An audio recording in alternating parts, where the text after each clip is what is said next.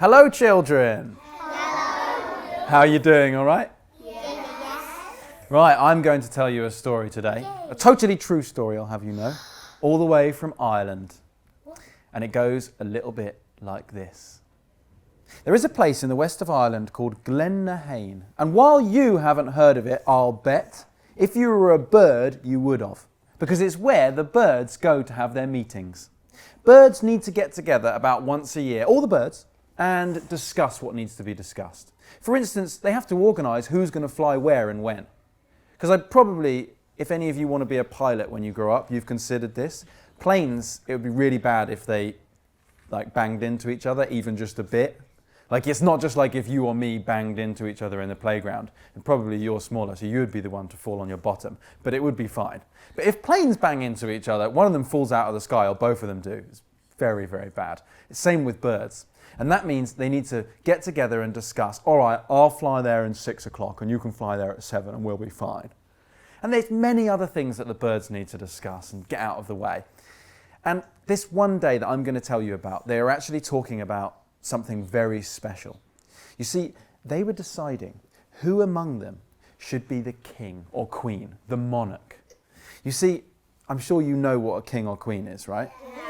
They're like one person that we decide is kind of special.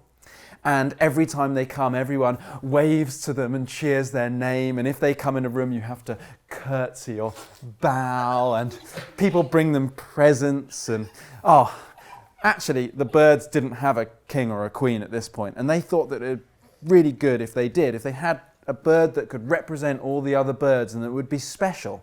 And so they got together to discuss who it should be. But of course, all the birds wanted to be king or queen themselves, and they were all arguing about it. They decided that what they should do is have a competition, and then the winner of the competition would be the one who could get to be king or queen. Now, has anyone here ever won a competition? What competition have you won? A beanbag competition, was it throwing? Well, see, that's brilliant. And I'm sure if we had a competition to decide who was king or queen of your class, you'd be like, I hope we do the beanbag thing, because then I'm going to be victorious. Who else has won a different competition? Yes. I went swimming and it was a competition and I won. Amazing swimming competition. Brilliant. So if we did a competition, I bet you would be hoping it was swimming, because you're obviously pretty good at it. Yeah. Football, yeah, that's a good competition. Yes.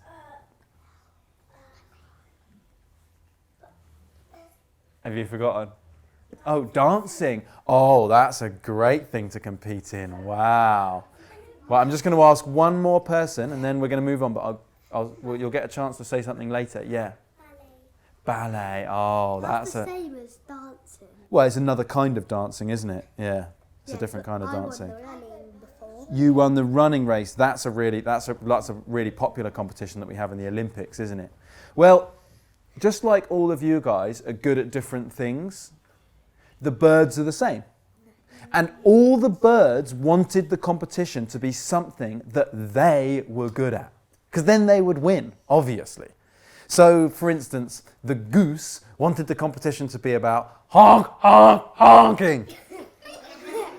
And, the peregrine falcon, which is the fastest of all the birds, of course wanted it to be a race. Fastest animal. I've seen it in a race against a cheetah. You've got it right. It's actually the fastest living thing. It's even faster than a cheetah. And so obviously he wanted it to be a race because he would win.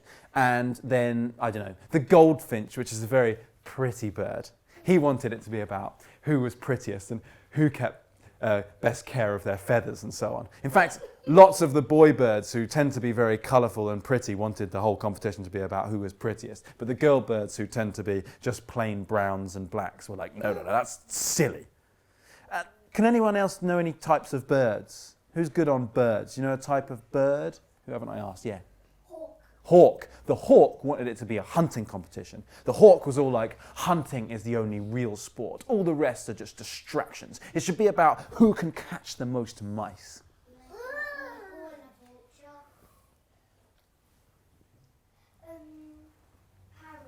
Parrot. The parrot wanted the competition to be about talking.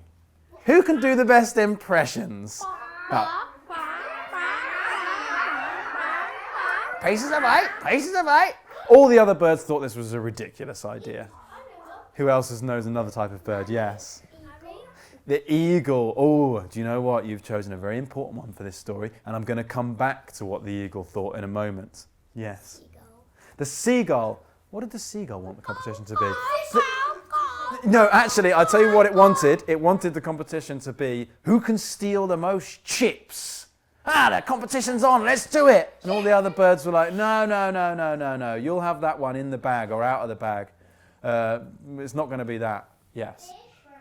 The crow. Oh, I'll tell you what, crows are very clever. And actually, they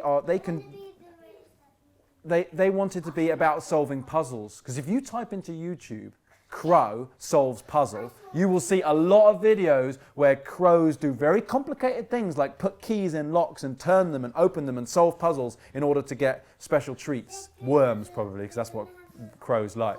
So that's what the crow wanted, but lots of the other birds disagreed. Now, all right, we'll have one more type of bird. Yes, what about you at the back? Harry? Can you think of a type of bird we haven't mentioned? Harry? What about that Harry? He knows every type of Harry. What about you next? There. What about you? Harry, woodpecker. A woodpecker! Of course, do you know what the woodpecker wanted to be the competition to be about? It wanted it to be about, you're right, pecking. Come on, guys, let's see who can peck most times in a minute. Let's do that. And everyone was like, no, I'm sorry, woodpecker. That's not what the competition's going to be. And so the argument went on, and there was a terrible squawking and gabbling and tweeting, and the birds just argued and argued and argued, and it was never going to be settled until the owl spoke. And the owl, as you well know, is the wisest of all the birds. And she had been listening to this argument raging, and she had been thinking. And when she spoke, all the birds listened. The owl, she rocked on her talons and said, "The competition should be who can fly the highest." Owls. And, well, you might think that, but that's not what the owl was thinking. That's not what the owl was thinking. In fact, she didn't even compete in the competition. She had just decided on the fairest way, or the way that would give the birds the best king or queen. This is what happened. All the birds, well, I say all the birds, some of the birds were very unhappy. Like, I don't know if you know the ostrich, because the ostrich is a big bird, as big as a person, and it can't fly at all. And it had wanted the competition to be a running race. But when he found out that it was flying, he was most upset. And in protest, he sat down and put his head under his wing. And the chicken wasn't best pleased either. Because chickens can't fly very high at all. The chicken wanted the competition to be who can lay the most eggs. But, you know, that was it. The owl had spoken, and the owl is the wisest of the creatures, and so the competition began. And all the birds at once started beating their wings, and it made a terrible noise. Flap, flap, flap, flap. Every bird in the world flapping their wings and raising themselves off the ground, going higher and higher and higher. Now, lots of the birds, well, not every bird was going to be able to get that high. Lots of them had to drop out, and they got tired and they couldn't fly any higher. And it got down until there was only about 10 birds left, and they were 10,000 feet up in the sky. And I don't know if you know what it's like for a bird to fly, but it's very much about the ground. Now, if you put your hand in front of your face like this, that's what it's like when the bird's really close to the ground. But then if it flies higher and higher and higher, just move your hand away, the ground goes further and further and further away. And then it dives down and the ground comes back. Ground go away, ground come back. Ground go away, ground come back. Ground go away, ground come back. And now the birds were pushing the ground so far away that it was pouring away like water down a plug hole. And the competition got to be until there was only 2 birds. cut a long story short, and the falcon got very high, and so did the red kite, and so did lots of species of geese, but eventually they all dropped out.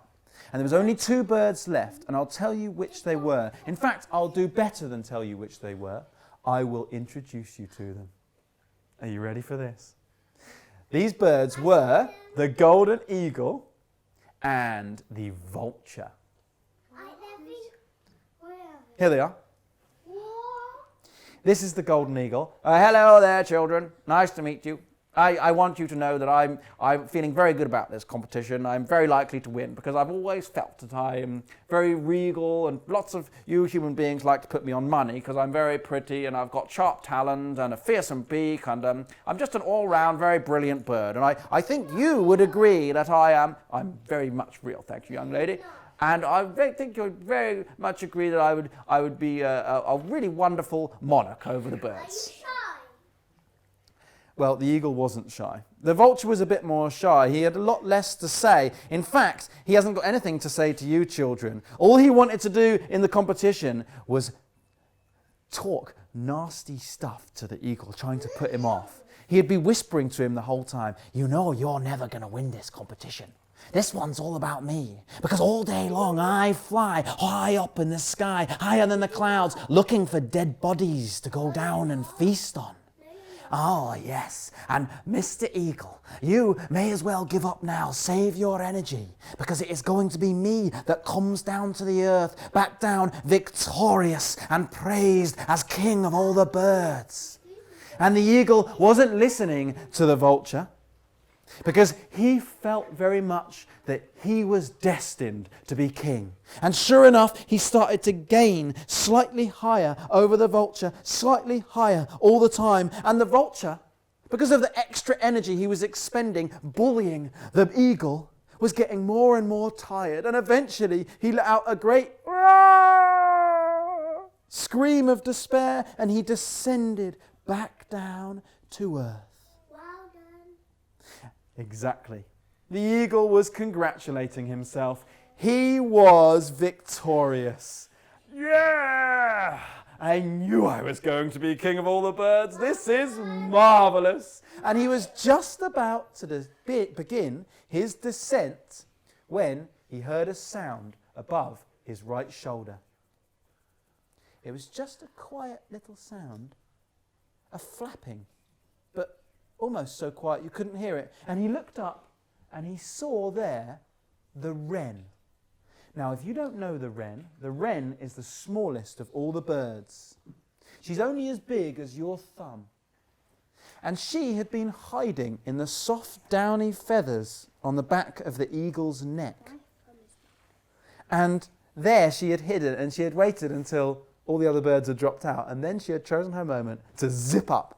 And the eagle was absolutely furious. "Oh, come back here, that's ridiculous, you've cheated, you should be disqualified, I'm going to complain to the owl, you can't do that." And he tried to catch her up, but he was too tired because he had flown so high, and she zipped up higher than he could go. In fact, she went so high she got into the ozone layer, which is the top layer of the sky. Well, I don't know if it is the top, it's nearly the top, and it's very warm up there, and the only creatures there are little microbes, little germs, and they go up there on holiday to get away from everything. And then they saw that she had tricked the eagle, and they all went, "Yay! And cheered. Oh, and the eagle was so cross, and he flew back down to earth, and he went and he complained to the owl. "She cheated, don't you know? This is ridiculous." But the owl explained that on purpose she had designed the competition so that it wasn't just going to be the strongest or the biggest bird to win. It was going to be the one who was crafty and clever and could think of a way to win, even though all the odds were against her. That's the kind of bird you want to be monarch. And so it was that the wren came back down to earth, falling 1,000 feet and then flapping and keeping herself afloat, and falling another 1,000 feet and then flapping and keeping herself afloat and then falling. You see, she wasn't used to being so high in the sky, because normally back down on earth, wrens never go about higher than about this, because they live in bushes and they live very close to the ground. And all the birds were watching her come down, and they were laughing and cheering, and the flamingo flew up and caught her and carried her safely back down to earth on her back. Oh, and all the birds were singing her name, and her voice could be heard above it all, because even though she's only a little bird, she has a very loud and beautiful singing voice that you'll hear every morning. And the wren, ever since that, well, the birds, they've seen her as the queen, and they bring her gifts. Your Majesty, we've brought you some chewed up spiders for your breakfast. Your Majesty, here, we've brought you some delicious seeds. Oh, Your Majesty, Your Majesty. No bird has ever again doubted that the little, clever, crafty wren is queen of all the birds. And I'm very pleased to tell you that she lived happily ever after.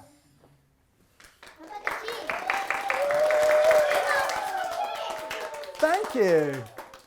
Thank you.